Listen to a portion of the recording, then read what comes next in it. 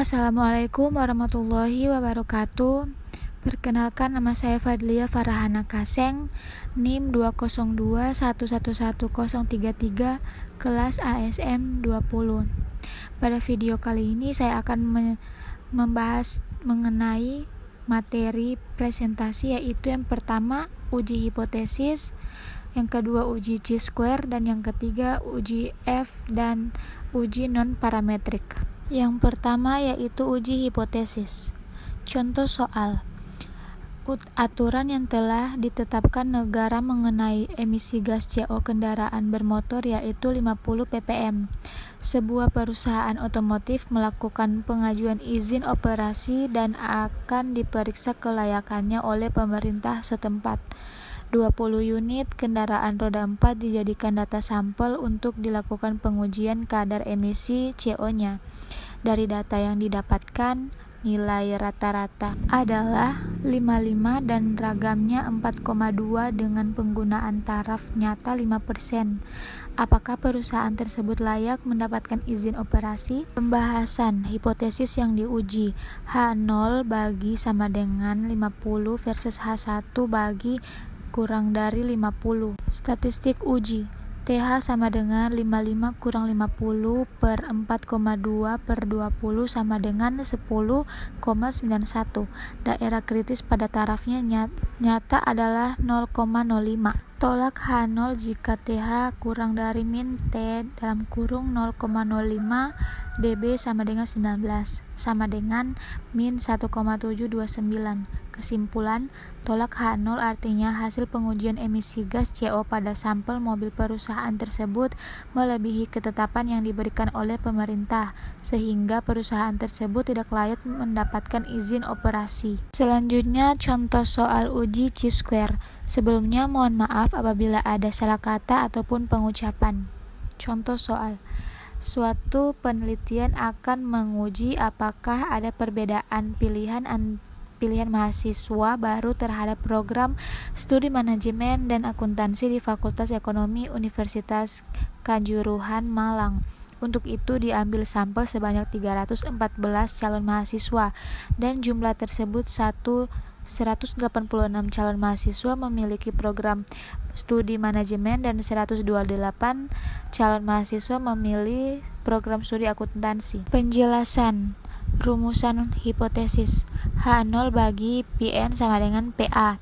Tidak ada perbedaan yang signifikan pilihan calon mahasiswa terhadap program studi akuntansi dan manajemen.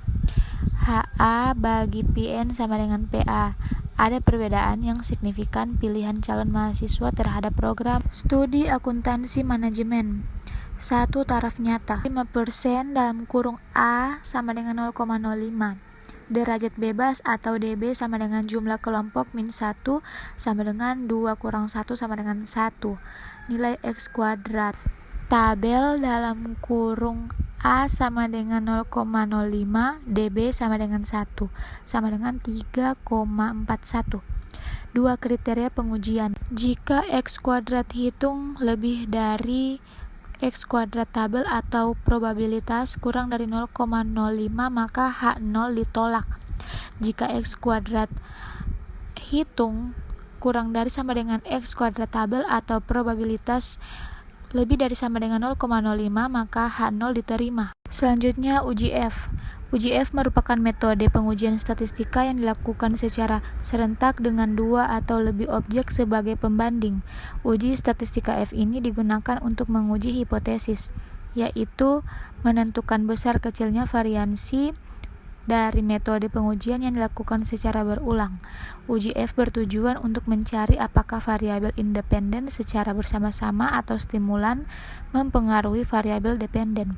Uji F dilakukan untuk melihat pengaruh dari seluruh variabel bebas secara bersama-sama terhadap variabel terikat. Uji F digunakan dalam percobaan grup sampling dan subgrup sampling. Nah, uji F ini dilakukan untuk melihat variabel independen secara serentak atau bersama, berpengaruh signifikan terhadap variabel dependen atau tidak. Uji F digunakan untuk menguji keberartian model regresi yang digunakan. Uji non-parametrik. Kapan uji statistik non-parametrik digunakan? Analisis non-parametrik digunakan ketika peneliti tidak tahu distribusi data yang diamati. Kemudian, analisis ini digunakan ketika data berdistribusi secara tidak normal. Kelebihan uji non-parametrik. Ada beberapa kelebihan uji ini, salah satunya adalah kecilnya tingkat kesalahan karena tidak diperlukan banyak asumsi. Kelemahan uji non-parametrik.